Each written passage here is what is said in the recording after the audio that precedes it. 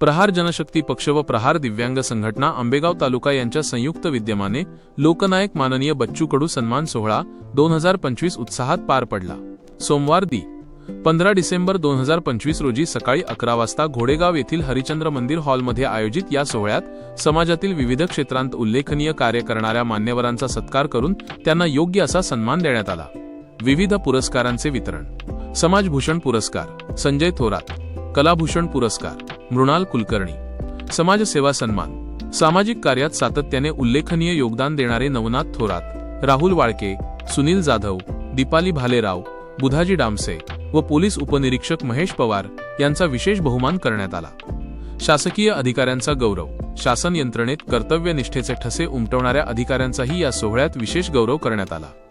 कर्तव्यनिष्ठ अधिकारी सन्मान: बीडीओ अर्चना कोल्हे, तहसीलदार सचिन वाघ, पुरवठा निरीक्षण अधिकारी माधुरी संतोषवार व आरोग्य अधिकारी तुषार पवार। कर्तव्यदक्ष पोलीस सन्मान: पोलीस सहाय्यक निरीक्षक सागर पवार।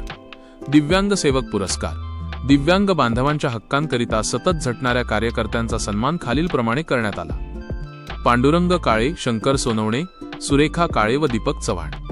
प्रहार जनशक्ती पक्षाचे आंबेगाव तालुका अध्यक्ष माननीय जितेंद्र भालेराव व संपर्क प्रमुख राजाभाऊ कांबळे यांनी उपस्थित सर्व सन्मान मूर्तींचा पुष्पगुच्छ व सन्मान चिन्ह देऊन औपचारिक सत्कार केला।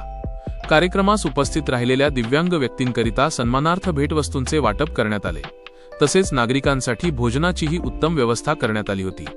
घोडेगाव परिसरासह तालुक्यातील नागरिकांनी मोठ्या संख्येने उपस्थित राहून या सन्मान सोहळ्याला उत्स्फूर्त प्रतिसाद दिला।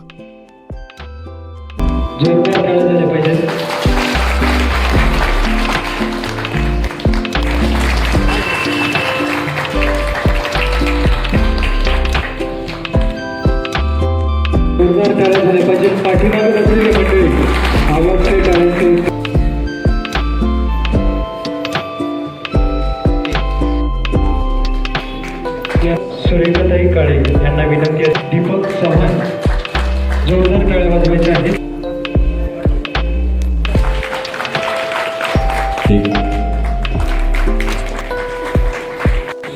जोरदार टाळ्या वाजवायच्या आहेत।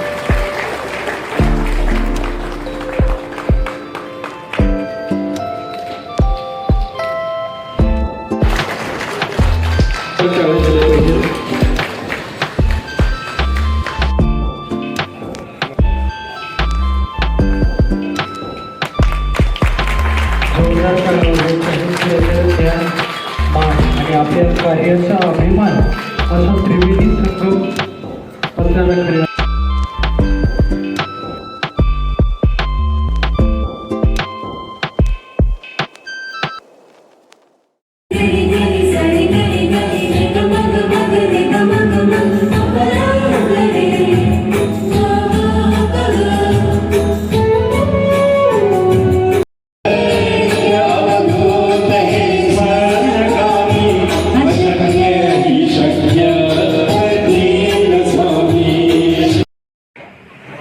आपल्या दृष्टीने म्हणताना आपण दिव्यांग म्हणतो, परंतु तो एक माणूस आहे।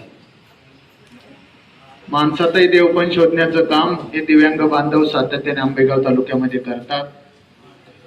एक वेळेस आपल्या चांगल्या माणसाला मागे टाकतील, परंतु समाजाची सेवा करताना दिव्यांग बांधव सातत्यानं पुढं आम्ही पाहतोय। खरं तर दिव्यांग बांधवांच्या अनेक अडीअडचणी सोडवण्याचं काम बच्चूभाऊ महाराष्ट्राचे असं नाही तर केंद्र शासनाच्या दरबारी सुद्धा जातात। आपल्यासारखे असंख्य दिव्यांग बांधव त्यांच्या मागे भक्कमपणे पाठिंबा उभा करतात। पाहता पाहता आपल्या सर्व योजना मंजूर करून घेतात। हे खरं तुमच्या दिव्यांग बांधवांचं यश आहे। तुम्ही जर एकी केली तर सरकार आपल्या पुढे पायघड्या घालायला कमी पडत नाही। हे आमच्या सारख्याने आपल्या राजकीय जीवनामध्ये पाहिलेलं आहे। परंतु दिव्यांग बांधवांच्या मॅडमने सांगितल्या योजना खूप आहे शासनाच्या वतीनं, परंतु दिव्यांग बांधव मॅडम त्या ठिकाणी पोहोचू शकत नाही। ते सर्व एकवटले, सर्व एकत्र झाले। वेळ प्रसंगी जिल्हा परिषद असेल, वेळ प्रसंगी कलेक्टर ऑफिस असेल, यावरती त्यांनी धडक मोर्चे काढलेले आहेत। यापूर्वी आपण पाहिलेले आहे। माफक अपेक्षा काय असते व त्यांची जगण्यासाठी परमेश्वराने जो मूलभूत हक्क दिलाय, ज्या घटनेने मूलभूत हक्क दिलाय, ती घटना जर त्यांच्या न्याय हक्क देत असेल तर आपण मानव म्हणून काही अधिकारी त्यांना मदत करत नाही. तेच आता त्या काकांचं म्हणणं होतं का ग्रामसेवक मला मदत करत नाही. परंतु ठीक आहे काका, जिल्हा परिषदच्या माध्यमातून आपल्याला निर्वाह भत्ता चालू करण्यात आला त्यावेळेस मी सुद्धा त्या विषयामध्ये अग्रभागी होतो. पहिला आपल्याला 2000 देण्यात आला, 2000 आपले रेग्युलर कमी पडायला लागले. आम्ही पुन्हा बजेटमध्ये मागणी केली, पुन्हा दिव्यांग बांधव त्याच्या पायावरती उभा राहिला पाहिजे. त्याला घरच्यांचा आधार मिळू अगर न मिळू, पण शासनाचा आधार त्याला सातत्यानं मिळत गेला पाहिजे, ही भावना खरं तर आमच्या सारख्याची असते. खरं तर बच्चूभाऊंनी आपल्याला खूप काय शिकवलंय, आपले अधिकार आपल्याला जाणीव करून दिलेले आहे. कौशल्य विकास कार्यक्रमाच्या माध्यमातून सुद्धा आपण काम करू शकतो. दिव्यांग बांधवांना त्यांच्या आवडीचा व्यवसाय निवडता येऊ शकतो. दिव्यांग बांधवांना त्यांच्या आवडीचा जो काही त्यांना व्यवसाय करता येतोय, काही काही 40% आहेत, काही काही 70% आहेत, काही काही 80% आहेत, 90% आहेत. परंतु प्रत्येकाला सांगतो, शासनाच्या प्रत्येकाला योजना आहेत. यापुढे तुमच्या अध्यक्षांना आम्ही बरोबर काम करू. अनेक योजना आहेत, त्या योजना देण्याचं काम तुमच्यासाठी माझ्यासारखा कार्यकर्ता सातत्यानं पुढे राहील. खरं तर रोजगाराची संधी दिव्यांग बांधवांना मिळवायची गरजच नाही, कारण का मुळातच त्याला शासनाने जे अधिकार दिले त्याचा तुम्ही वापर करा. नवे तर तुमच्यासाठी लवकरात लवकर येत्या महिनाभरात आपण एक शिबिर घेऊ. कसं कौशल्य विकास कार्यक्रम घ्यायचा, दिव्यांग बांधवांच्या योजना काय आहेत, त्यांना शासनाची सबसिडी काय आहे. आदरणीय मोदी साहेबांनी, आदरणीय राज्याचे मुख्यमंत्री देवेंद्रजी फडणवीस असतील, उपमुख्यमंत्री एकनाथजी शिंदे साहेब असतील आणि अजितदादा असतील, यांनी ज्या काही योजना तुमच्यासाठी काढल्या त्या पोहोचवण्याचं काम आमच्यासारखे कार्यकर्ते तुमच्यापर्यंत नजीकच्या 1 महिनाभरात आपण नियोजन करू. आणि ह्याच ठिकाणी ह्या हॉलला पैसे नाही येत तुम्हाला, पावती तुम्ही करू नका, पावती मी करतो तुमची. कारण काय हॉलला जे अनुदान आहे ते जिल्हा परिषदच्या माध्यमातून माझ्या निधीतनंच हा हॉल उभा राहिलेला आहे 25 लाख रुपयाचा. त्यामुळे तुमच्या बांधवांकडून पैसे घेणं म्हणजे आमच्या सारख्याच्या मनाला कुठेतरी दुःख होणं. तुमची पावती मी फाडतो, तुम्ही फाडू नका. विशेषतः दिव्यांग बांधवांचं पुनर्वसन करायचंय मॅडम. गायरांची मागणी माझ्या मताने व्हायला हवी. प्रत्येक गावामध्ये गायरान आहे, प्रत्येक कलेक्टरच्या अंडर. माझं तर मत असे, तुमच्यासारख्या अधिकारी जर पुढे आल्या, या बांधवांसाठी काम करण्याचा प्रयत्न केला, काहींना जागा आहे, तुम्ही घरकुल मंजूर करता, परंतु त्यांना जागा नसते. घरकुल मंजूर करण्यासाठी माझं मत असं आहे, तुम्ही परिपूर्ण प्रस्ताव त्याचा कलेक्टर जागा मागणी करा. दिव्यांग बांधवांसाठी स्पेशल अशी योजनेचा तुम्ही एक आराखडा तयार करा, राज्य शासनापर्यंत जाऊ द्या. दिव्यांग बांधवांनी मागणी केल्यानंतर त्याला गायरान जमिनीतनं त्याच्या हक्कासाठी एक घरकुल बांधण्यासाठी, त्याला जागा उपलब्ध करण्यासाठी आपल्या आंबेगाव तालुक्यातून सुरुवात तर करा.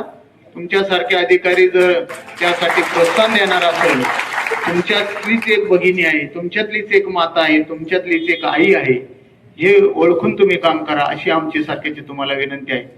राजकीय पटलावरती काम करत असताना आमच्या सारख्याचा आधार तुमच्या मागे सातत्यानं राहील.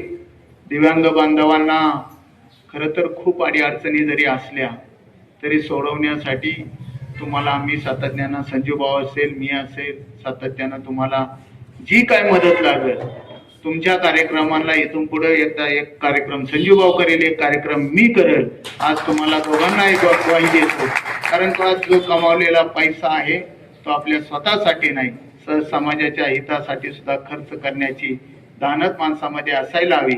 खरं तर आपण सर्व बांधव एकत्र आला त्याचाच अभिमान माझ्यासारख्याला सातत्यानं राहील. माझा अध्यक्षांकडनं नंबर घ्या. माझा भाऊ पण तुमचा अध्यक्षच आहे, सुनील दरेकर, त्यांच्याबरोबर ते पण तुमचं चांगलं काम करतात. तर सर्व टीम तुमची सातत्यानं भेटत असती.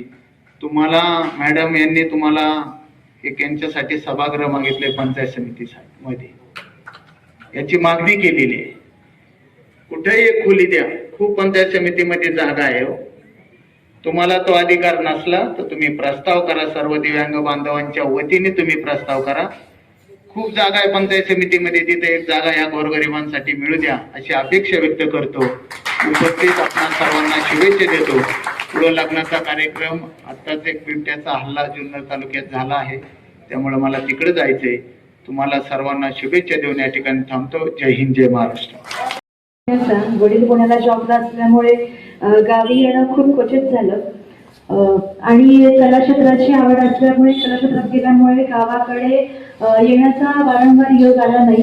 आणि आज खरं तर खूप आनंद होतोय की मला आज माझ्या गावामध्ये, ज्या गावची मी आहे, घोडेगावची प्रॉपर, आम्ही विविध कार्यक्रमांना विविध गावी, परदेशात सगळीकडे फिरत असते कामाच्या निमित्ताने, शूटिंग दरम्यान.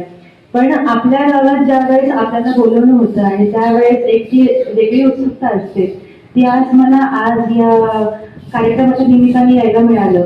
त्याबद्दल मी सर्वप्रथम त्यांचे आभार मानते, अध्यक्षांचे सगळ्यांचे. आणि पहिल्यांदाच हा कार्यक्रम मी अटेंड करते दिव्यांग लोकांसाठी. तर खरंच माझं भाग्य आहे की अशा कार्यक्रमाला आज उपस्थित राहण्याचा मला योग आला. आणि रोज वेगवेगळ्या प्रकारचे कार्यक्रम करत असताना आम्ही कार्यक्रम करतो, होम मिनिस्टर म्हणा किंवा सेलिब्रिटी इव्हेंट किंवा बाकीचे गाण्यांचे कार्यक्रम, त्या कार्यक्रमाला जाण्याचं एक वेगळं हे असतं. आणि आज जो मला कार्यक्रम येण्याचा योग आला त्याबद्दल खरंच मला खूप खूप आनंद होतोय. आणि मी काही जास्त वेळ घेत नाही आणि मला उशीर झाला त्याबद्दल मी दिलगिरी व्यक्त करते सर्वप्रथम. आणि माझ्याकडून ह्या कार्यक्रमाला खूप साऱ्या शुभेच्छा. धन्यवाद.